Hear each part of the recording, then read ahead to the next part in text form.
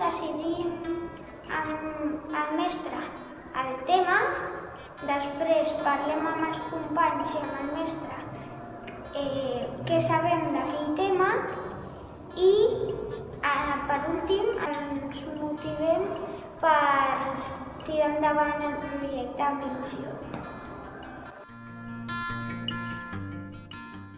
Fem grups de 5 i per organitzar-nos cadascú té un rol.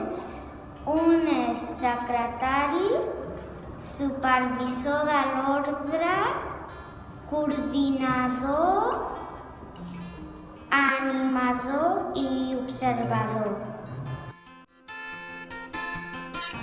Parlem del que volem saber i després portem la informació. Pot ser des de fotos, llibres, informació d'internet i dibuixos.